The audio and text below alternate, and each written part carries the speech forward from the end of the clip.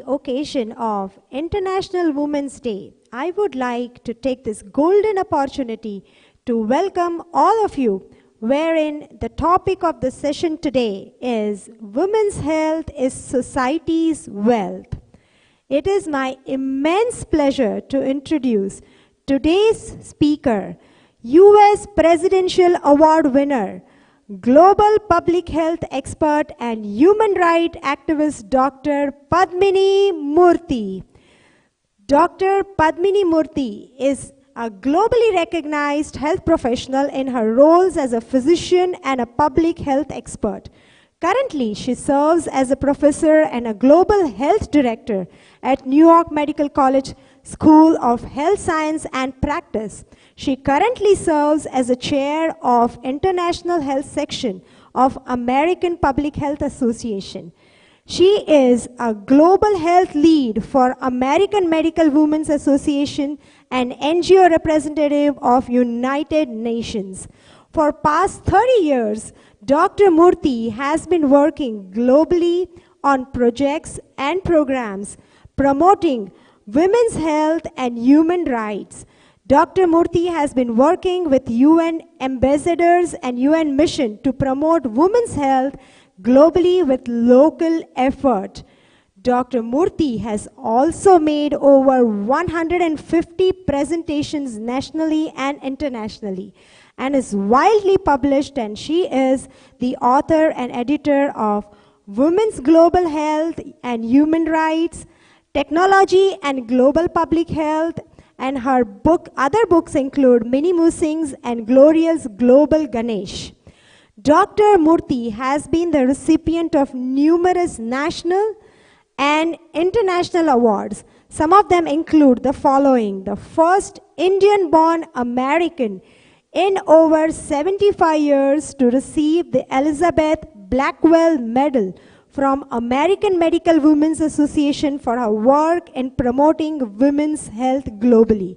And recently, in December 2021, Dr. Murthy has been the recipient of the President of the United States Lifetime Achievement Award for her volunteer services. Please help me welcome Dr. Padmini Murthy. Thank you so much. Thank you.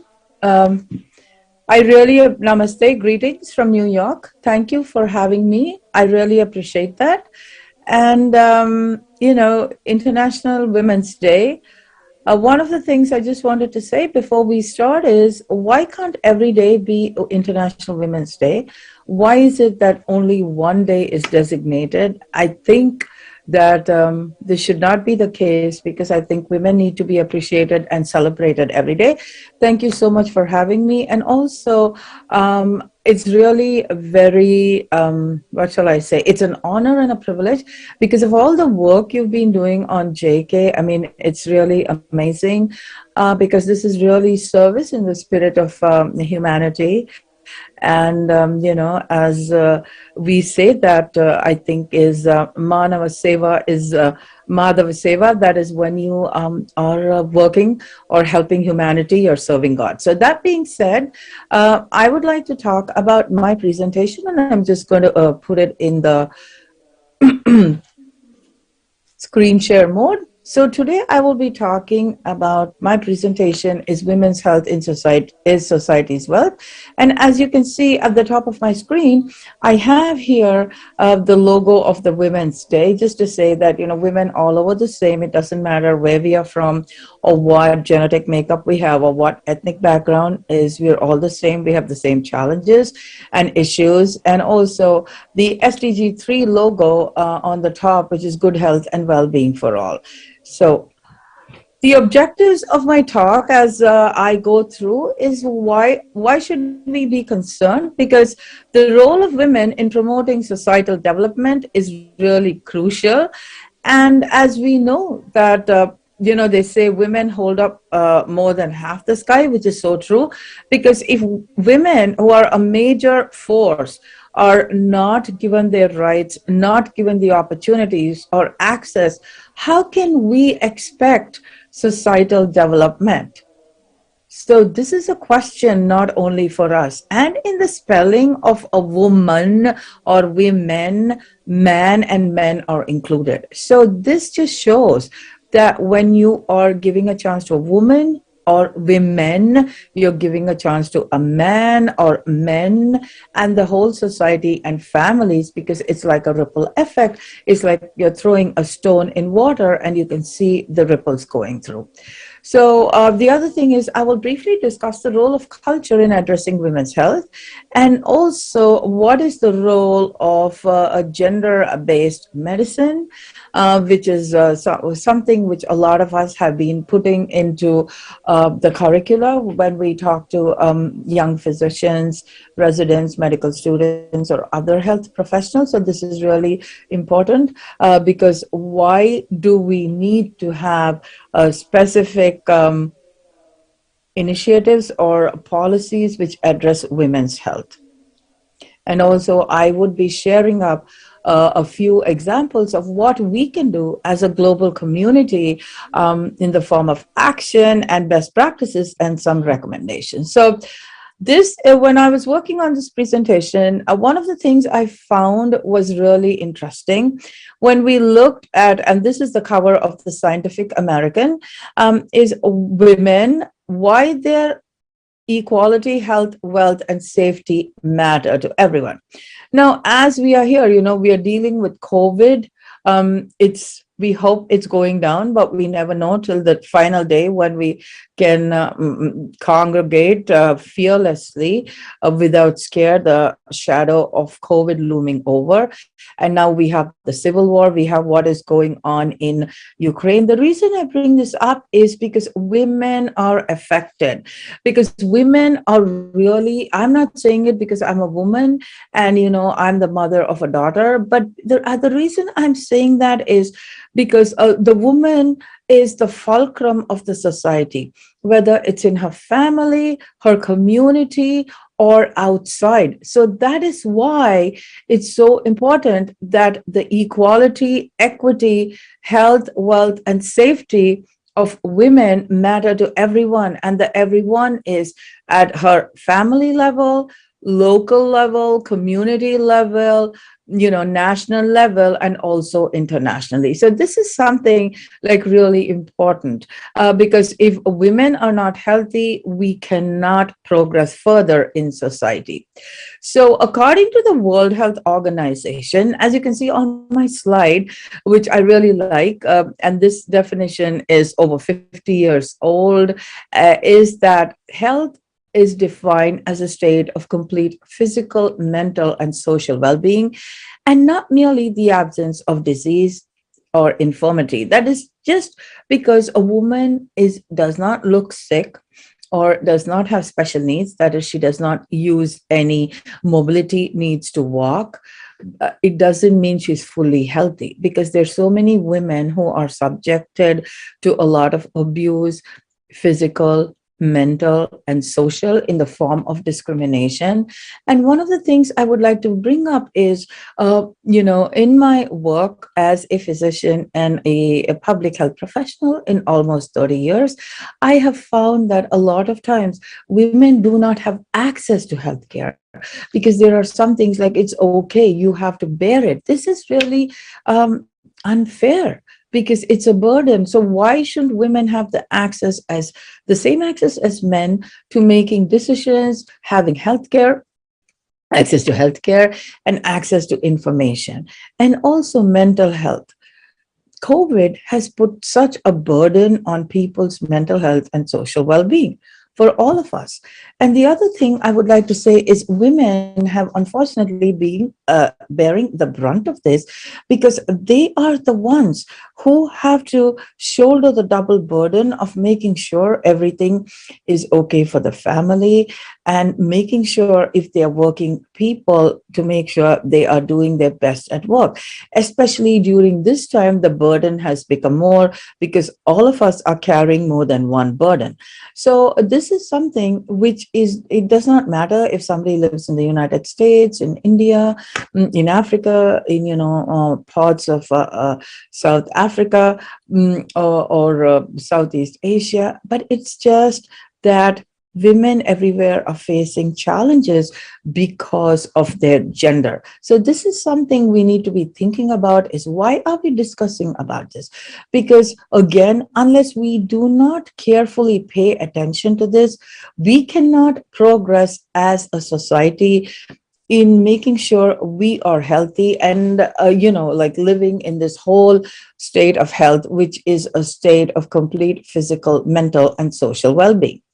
So I really like this slide because, without being too technical, and I think one of the reasons is slides are worth so many pictures, when you can see that what are some of the reasons here. You can see this interplay between social, cultural, economic factors which influence health. So health is at the center of it. So, oh, I'm so sorry. Let me go back to that slide. The computers have a mind of their own. So when we're talking about this, is if you look at the social constraints, you have the lack of decision-making capacity. Women are subjugated. They cannot make decisions about their health care. They cannot go to school. Then cruelty, which is shown, and societal respect and law for protection. Sometimes, in most cases, I would say, it is sad to say, as we are, celebrating International Women's Day, there is not a single country in the world which has total gender parity or equality. This is really sad, and we are in 2022. So we really need to be thinking about why. Well, the causes for why us, as you can see from my slide here, it's multifactorial. There are so many causes. Again, in many places, we do not have a specific gender, what shall I say, laws protecting women and girls woven into our legal and judicial system. And this gets to be a challenge. There is gender inequality, whether, as I mentioned, due to lack of access, without sounding repetitive, it's also the economic, due to lack of, what shall I say, equal pay. This is an issue. And terrorism, where women become the victim of terrorism, lack of access to family planning or spacing children so that the women and the children are healthy, malnutrition. Let me tell you something. Unfortunately, in so many parts of the world, and even in India today, it is so sad when I talk to my colleagues and when I go to India to visit, that malnutrition is such a major factor for pregnant women to give birth to children who are not as healthy as they should be, because women still, even when they're pregnant, they need to, as we all know, we need to have more calories, because the pregnant woman of the mother-to-be is eating for two. Unfortunately, that is not the case, because when you look at the ladder, she's often if this is the ladder, she's at the bottom of the ladder, because everybody else has to eat. It doesn't matter even if she's pregnant, and then, she gets to eat last. So often this is malnutrition, which is bad for the woman and the child. And also repetitive pregnancies does cause a problem for women's health and also the children who are born. And there's so many hormonal deficiencies women have as we go through the life cycle. That's why we have this gender specific medicine, because a woman from menarche to menopause and be postmenopausal has different aspects. So all these are things which need to be considered. The other thing is water and sanitation. So many people, billions of people, do not have access to water and sanitation. And this is the lack of running water, access to running water, has caused such a major issue for women and girls. especially girls to go to school, because usually the girl child has to go and bring water. And then we have all these social rituals where women have to bear the extra burden, tradition. And then, we have religious bondages, we have recreation. So unfortunately, this is a major issue. And if we move on to the economic factors, lack of basic services, schooling, even today, so many girls are out of school. Why? Because there's a lack of societal cohesion. And the amount of time, the mindset of the people, like I was traveling and I was just seeing a movie on the plane, which was really interesting, where they said like, oh, why should girls play sports? Girls have to play sports. It's just not only boys who play sports, because girls need the same exercise, physical recreation, which is also for mental well-being, because it does secrete or endorphins, which improves the mental health, which improves the what shall I say, the mood of the person. So all these things, when we are talking about women's health, yes, we are all proud of our culture. Like, from India, we have a very rich tradition and important cultural practices. But one of the things I have found in my work is you need to tell the people that please have cultural practices which are beneficial for women, which are beneficial for societies. And if there is something you feel is not, we can modify that. Nobody is saying that we need to forego our tradition and, say that culture is a challenge, is as a negative impact on societal development. It's the modification of the culture, taking the good part and making sure that it is all encompassing, so that women have a seat at the table just like men. So, very briefly, this is something which is like so important when we look at all these factors which are influencing culture. The other thing I would like to talk about before I move on to the next slide is early marriage. Unfortunately, early marriage not only affects the health of the young girl, it also affects the health of the children she gives birth to. And we have so many cases of increased maternal morbidity and mortality, where women face a lot of negative consequences as a result of getting pregnant early. That's below 18, teenage girls.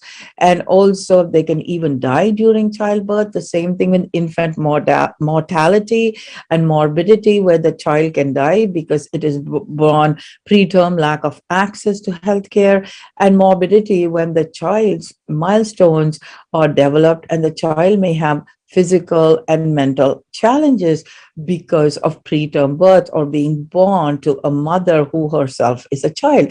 So all this is something we need to understand. And one thing I have found working with people from so many parts is the way you communicate. And always I have found that it's so beneficial to work with the local partner in any place to get the message across, so that we do what is in the best interest, not only of the woman, but the whole society. So this message is very important to say a woman is not separate from society, but she's an integral part of society. And if women are healthy, the societies are healthy.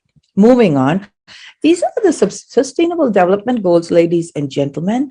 And as you can see, these were came into play in September, at the end of September 2015, during the UN General Assembly in New York, after the Millennium Development Goals. And you can see these are the goals which were adopted by the member states of the United Nations. And if you look at Goal 3, which I have the icon at the top of my slide in the header, is good health and well-being. And this cannot be achieved for all at all ages if women and girls are not kept healthy. And it's also gender equality and clean water sanitation. So all these are linked. The progress, that is the targets of the Sustainable Development Goals. And if any of the esteemed audience is interested, I would encourage you to go on to the United Nations website and just look at the development goals, because they're fascinating. They have progress reports, and you can see some regions have more progress compared to the others because of the inclusion of women, where at the seat at the table as parliamentarians, or even as people in high positions as COOs and CEOs, because this does help to strengthen and promote that women need to have a seat at the table. And I always tell any students or residents I'm speaking to, if you think there's no seat at the table, pull up your seat. If there's no seat, pull up your seat.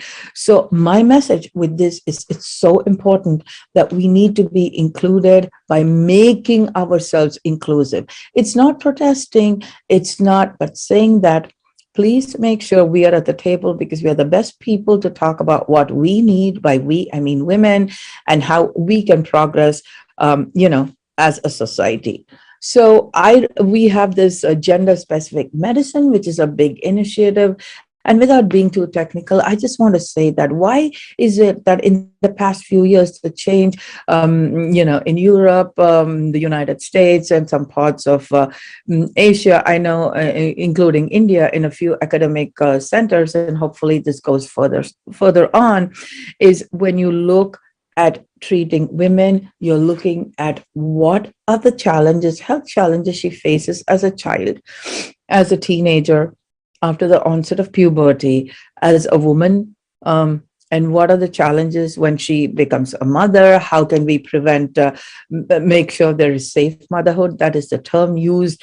And then what happens premenopausal, menopause, and postmenopausal. This is so important, because please remember, excuse me, there is no one shoe which fits all for women.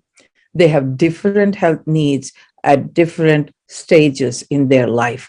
So that's why even not only do we need to have gender specific medicine, we need to have gender specific and age specific policies in addressing women's health. For example, what do young girls going to school need? Their nutritional needs are different from what the nutritional needs of older women, pregnant women, older women, postmenopausal women are. So this is something, and even the exercise. So all these things, the whole thing is like a three-dimensional puzzle, because you just cannot lay it flat on the floor. So that's why we need to have gender and age-specific medicine, gender and age-specific policies, and also how these policies are implemented. It is so important.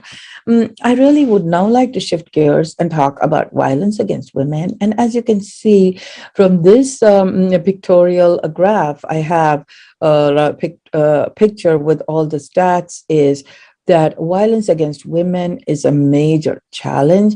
And let me tell you something, all these figures, these percentages are referring to women. They are just not numbers. So that is what we need to be aware of, that violence against women has a tremendous health impact and also societal impact. Yes, we have the COVID, we had some other infectious disease. We don't know what other infectious diseases, excuse me, pandemics we have. I hope we don't have any, but that's being optimistic, but we need to be prepared. But this pandemic of gender-based violence, ladies and gentlemen, esteemed guests, is ongoing. It is there from so long. It is the silent pandemic, because often women blame themselves. How can you blame yourself? It's not your fault that somebody is violent against you. It is the fault of the perpetrator, fault of the group of people who are abusing women. And let me tell you something, men also face violence, but the violence faced by men is far, far, far less compared to violence faced by women.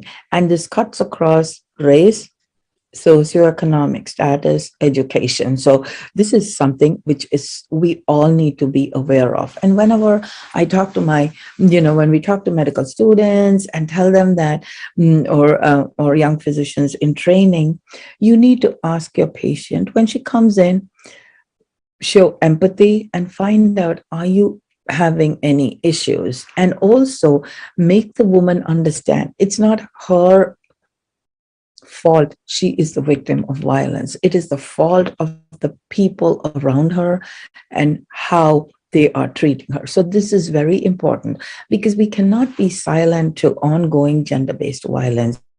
And boys and men need to be treated to respect women. And one of the things is one of the great initiatives launched by the United Nations, the former Secretary General, His Excellency Ban Ki-moon, is He for She campaign, where men are speaking out against women.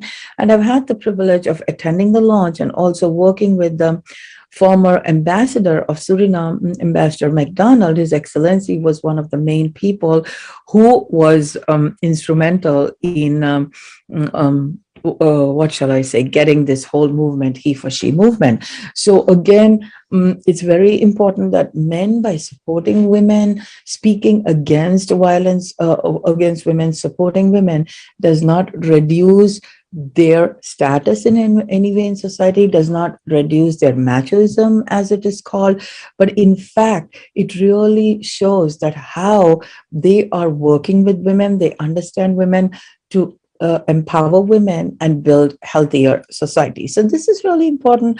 It needs to start right at school, how women need to be respected and taught, and men need to respect them and make sure they're inclusive. So this is the Beijing platform of action. And the reason I bring this up is this was in 1995 in China, where for the first time, this was again a UN conference where the NGO community, like all of us, are members of the large NGO global community, and governments and think tanks, academics, everybody came together. And the Beijing platform of action actually talked about women's issues. As you can see, women's rights, the right to education, right to liberty, environment. So it's coming up with everything which addresses women. And this was really a landmark because it really put the progress of women's agenda on the table. And March is the Commission on the Status of Women, which starts later this month, starting from the 14th of March. It usually goes for 2 weeks. It depends. It can be the first 2 weeks in March or later in March. This is when all the member states come together to the United Nations to talk about women's issues. Every year there is a theme, and this year it's focusing also on women's empowerment and environment, because the environment, the effects of the climate change and environment are felt so much more by women and girls. So this is something which is so important. And I just hope that, if I ever have grandchildren, or anybody else in the audience will have grandchildren, or they already have grandchildren, or when their grandchildren have children, that we don't have to have these discussions to get the message across that, oh yeah, women's rights are human rights, women's health is society's wealth, because it needs to be integrated into the whole fabric and culture of society. So I think this is really crucial. And this one is Orange the World, when you have the 16 days of activism, where the reason it's Orange the World is just to stop violence against women.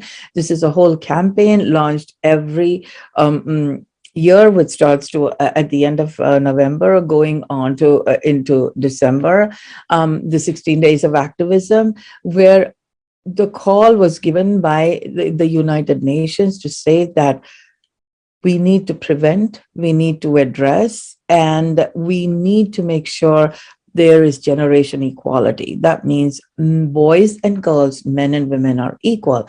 And why was the color orange chosen? Because it makes a statement. It is bright. So just to say, Orange the World is like kind of to light up a woman's world, a girl's world, just to make sure that all aspects are looked into. So this is something which I think we can all orange our world in every way, just not by wearing orange or painting something orange, but making sure women's health and human rights are brought to the attention of the global, agenda, and we are all in this together. And so there are so many programs, like, in so many countries, and in India also, I think they have, um, um, correct me if I'm wrong, I think when you say beti bachao, beti ko padhao, so it's so important that you have to educate a girl, you have to save a girl, you need to protect her right from birth to death, so that her full potential is realized in the society. And also, I just wanted to talk a few examples of best practices. And before I do that, Amartya Sen, who is the pride of India and also the Nobel laureate, had a fantastic essay called 100 Million Women Are Missing. And I've had the opportunity of meeting Dr. Sen, and he gave me permission to use his groundbreaking essay in one of my books, that's Women's Global Health and Human Rights, where he talks about 100 million women are missing from so many parts of the world, especially from Southeast Asia, because they are killed before they're born. So this is really very powerful. He wrote this in 1980s. It is still so true, because so many women do not have the full, what do you call it? Don't have the full potential, are not allowed to have their full potential. So this is something we need to be. So these are some examples of best practices where women are included, especially senior citizens. And this is a very bittersweet photograph for me, because this is my beloved mother who passed away, who was actually a French professor, and she always taught my sister and I why we have to be so aware of gender equality, and especially try to do what we can for people who are not as fortunate as us.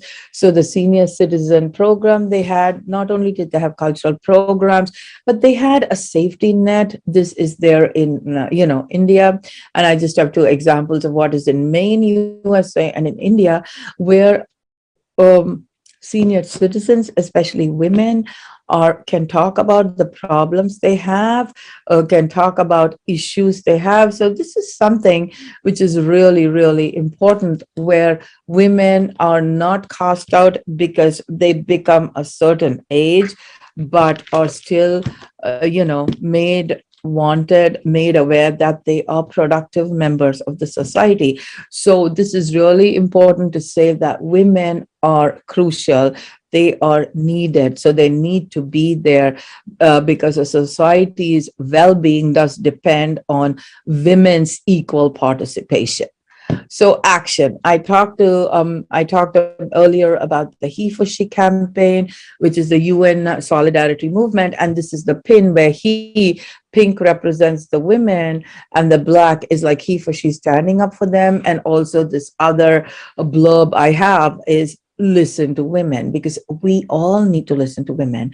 We need to take time. And for our male audience, I would please request you respectfully to check out and sign on for He for She, to say that you stand with women for women, because it's about your mothers, your wives, your partners, your colleagues, your daughters, and the future generation. And we can do it together. We are all in this together. We need to work together to strengthen ourselves, so that we and use technology for peace and development, and not to promote violence. So this is something we are all in it together. One of the other things is, it's a public awareness. Women's health is public awareness. It's public health, and it needs to be a public health priority. And I really like this. Like when I was doing my working on my presentation, I like that, one Tanzanian activist is very, very powerful, said, unlike other crimes, violence against older women is accepted. Older women count too. I would like to actually modify this to say that violence against all women is accepted and women count too. So this is so important. And also, we need to make sure there's healthcare provision, insurance provision, because in so many places, women do not have insurance, or their premium goes up if they've had a past cesarean section. There needs to be legislation to protect women. advocacy, peacefully getting the message across. And also, it's most important to have a policy which kind of weaves, just as we have our lovely weavers in India weaving all the silk saris or the carpets, like anywhere, the weave needs to be symmetrical. So the same way, we need to have a weave in which women's policy is addressed and we talk about it. And it's not something which is like, the policy is there, oh, women's issues are there. No, it needs to be together. It is like there needs to be that fusion which is productive for all. As I am wrapping up my presentation, I would just like to say that one of the most important things is we all need to hear one another. We need to show compassion, empathy, listen, and then connect. We need to connect, and this is important. That's why we share best practices. And one of the examples I would like to share about best practices, not only regarding the slides I showed, but also is using social media to talk about something.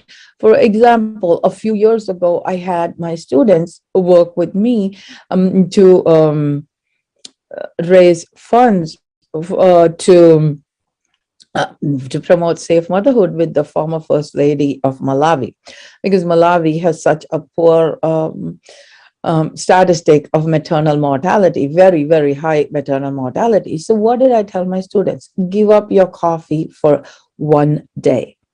Use that money. So we raised considerable amount of money just by, not every day, it was just one day. Suppose we had a timeline of the project for 3 months. One day in the 3 months, give up your coffee or hot chocolate or whatever you're drinking and put that money aside, because we raised a considerable amount of money and we were able to send safe motherhood kits to those women there, and also collect funds to build a maternity waiting room. The reason I bring up this example, not to say about, oh, I did this, but just to say how collectively we can do something. And you know what? It was just $5 or whatever, $5, $6, whatever the coffee costs. I don't know the cup of cappuccino because I don't drink cappuccino. And the other thing also, it's so important. And I also tell people, like, you're on a plane, you go to a hotel, you collect soap. Why? Because there are so many people who don't have soap and shampoo and toiletries. So all these you collect and then you give it, you distribute it. So it's called Soap for Hope. Because, some of the things we take for granted, we open the tap, we have water to take a shower, water to cook without going miles, so our kids could go to school.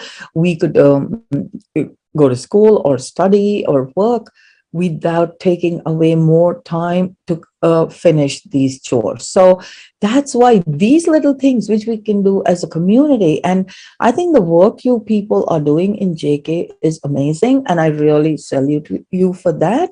It is so empowering. And all this is being done, it's really savor without, we are not expecting anything in return. So that is the best thing. It's connecting. So it's a ripple effect. So I would say that, it's important that we talk to the young people to say, these are some things you can do, and you can really go ahead and do something to make a positive difference. So this is, I think, something important. And so thank you so much. I really appreciate this opportunity. And I hope that, my talk or my message does resonate, because we are all in this together. We are a global community. So thank you again. Namaste. Thank you so much, Dr. Padmini ji. And it absolutely resonates with whatever you spoke with all of us, especially when you mentioned that the seva which every one of us are trying to do should make a difference in a global community. That's all of us have a common goal out here. What I actually loved out of your presentation was where you talked that women is definitely a fulcrum of the society, and the spelling of women does have a man within. So we really need to take care of the women. Dr. Murthy, I thought a few questions. Some of them you have kind of touched upon, but if you can give me permission, if I may ask few questions as a representative of a community which we have it here. Yes, please go ahead. I will try my best to answer them. Thank you. All right. Thank you, Dr. Padmini. Dr. Padmini, see, today in the world where we are, we see two extremes actually. At one end, we have to work hard at the improving women's well-being, particularly through even the reproductive health, access to contraception, even the empowerment of even the adolescent girls. But at the same time, on the other hand, there are certain part of world, especially where we are also living, and our community is mainly based upon right now, where we almost see an epidemic of diseases like or disorders like PCOS, related issues. These issues are very common in adolescent girls. Even to an extent, infertility epidemic, we see it. So how do you see the balance occurring here, and what is your opinion? How do we balance these two extremes? Thank you so much for that question. And I think one of the things I see is we all need to strike a balance, which is easier said than done.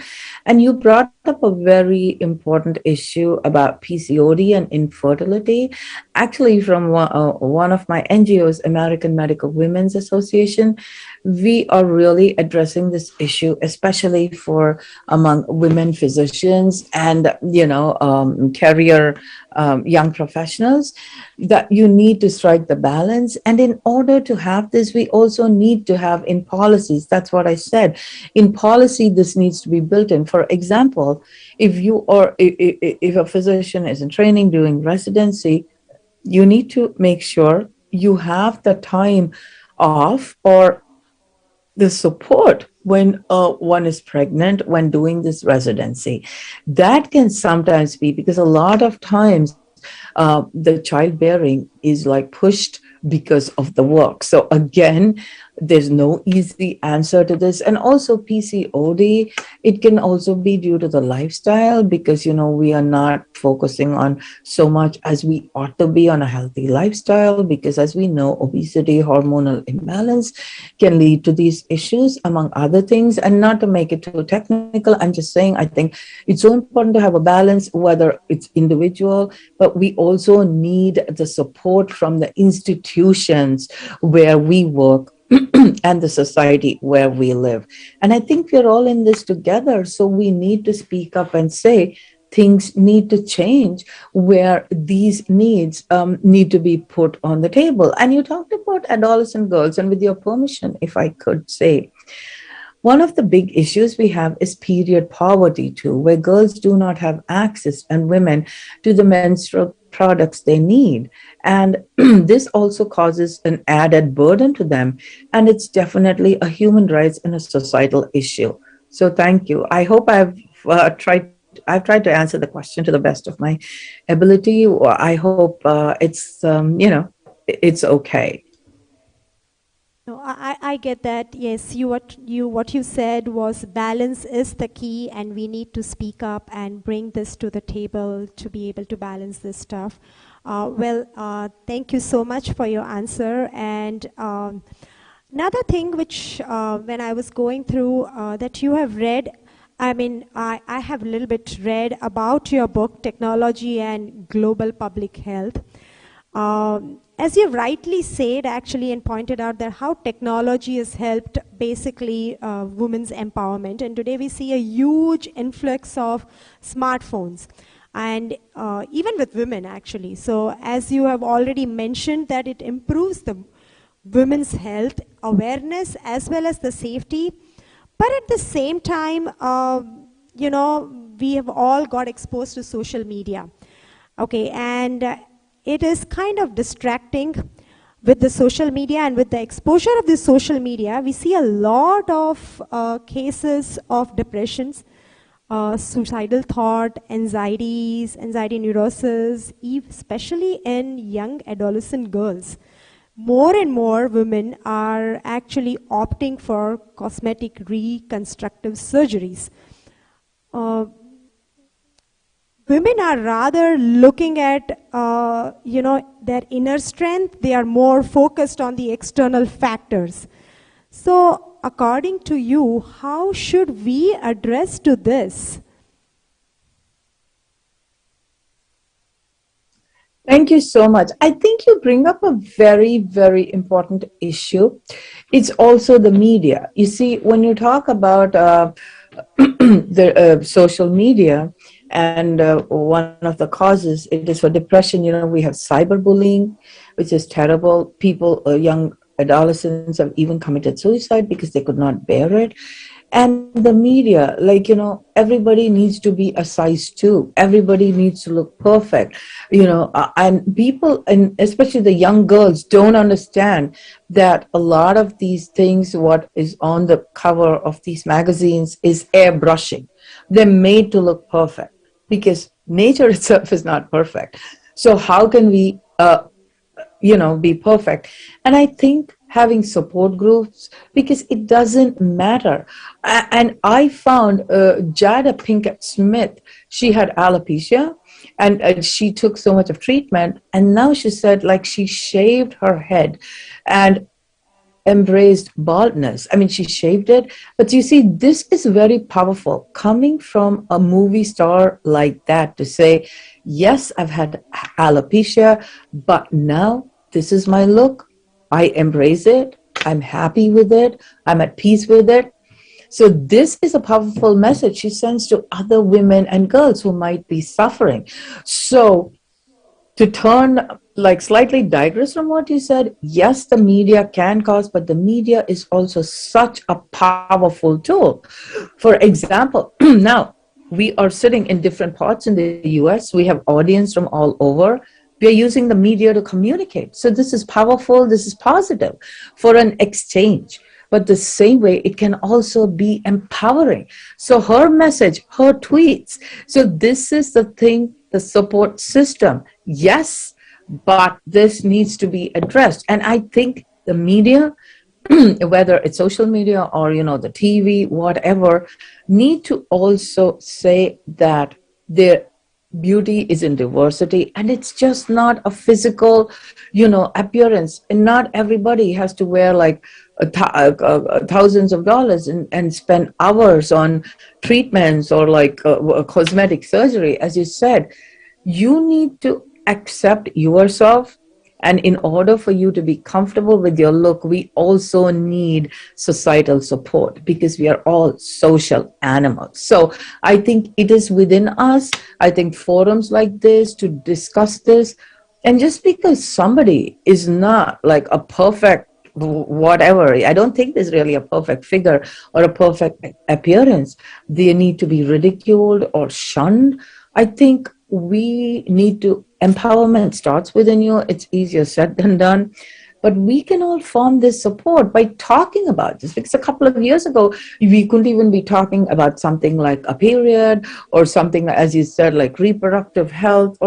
So times are changing, but we still have a lot of work to do. And I think we can do this by getting together and, like the seminars you organize, have people talk about it, connect about it, and join together to work together for a common cause. I think this is what we have to do.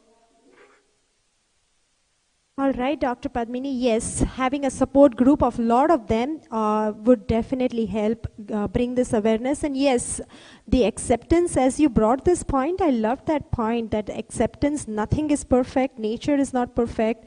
That's something which has to go across to the next generation as well as to all of us. Well, thank you so much for your answer on this too. This another thing which I was curious that in your journey of this global leadership of more than 3 decades rather, how often have you seen, Dr. Murthy, women not supporting another woman? Rather, sometimes often pulling her down. a kind of an enforcement on her to follow certain rules of disparity and inequality set in the community or in a race per se, also in the household? And if yes, how do we bring about the change in the thought process of this? Yeah, I think you bring up something. Well, I hate to say it. There is a boys' club, but there's not a women's club. We talk about this all the time. I have a good friend of mine who is a physician and a MD, PhD. She used to work for NASA, and every time Sarah and I talk about this, we go like, why isn't there a girls club? But I think we need to change that. We need to have more people, because one thing I have realized by mentoring, I always try to mentor at least 2 or 3 young people, because I wouldn't be here if I did not have the support of course, my mother, but also another great person who's like a second mother to me, especially now that my own mom is not here anymore in her physical form, is a physician. I call her Auntie Sati, who has been such a mentor to me. So I learned a lot. I was fortunate. So a way of giving back is to be a mentor to somebody. It's just not to your child, but to somebody else. And just by mentoring somebody, you are not losing your place in the sun. Actually, inclusion builds up your team, gives you more power to make a positive change. So I think this is so crucial that we support each other. We don't say, she's a woman. See, this is something we need to do. I have talked about the positive influences, but I've had plenty of people trying to pull me down or saying, but you know what? At the end of the day, I guess I meditate or I do yoga, and I go like, it doesn't matter if I can make a change in some way or get the message across. So when you were actually very kindly introducing me and talking about some of the things I've received, I only see that as a platform to help me move forward. Because when I talk about something, that I hope people will take me seriously, because I was recognized by so and so for the work I did. So for me, any what shall I say, reward or recognition is a way to push my agenda or platform, so that we can all do that together. Because at the end of the day, we're all interconnected, and we need to make sure we are strong and support each other. So I think it's high time we have a girls club. We always talk about it, and some of us say like, what can we do? So I think it's important. That's why we need to change for a positive way. It's not by yelling and screaming and waving something, but to have a discussion which is productive, which gets across listening to a viewpoint.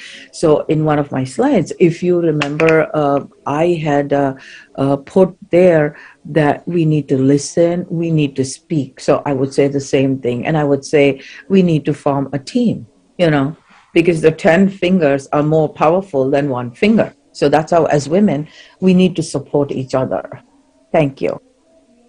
Yeah, thank you, Dr. Murthy. And I love that with our 10 fingers, if we all to unite together, we'll be very powerful. And we really learn to support each other. That's the key for everything. Thank you so much, Dr. Padmini Murthy, for your valuable time. We learned a lot out of your session. Thanks a lot again for everything. Radhe Radhe.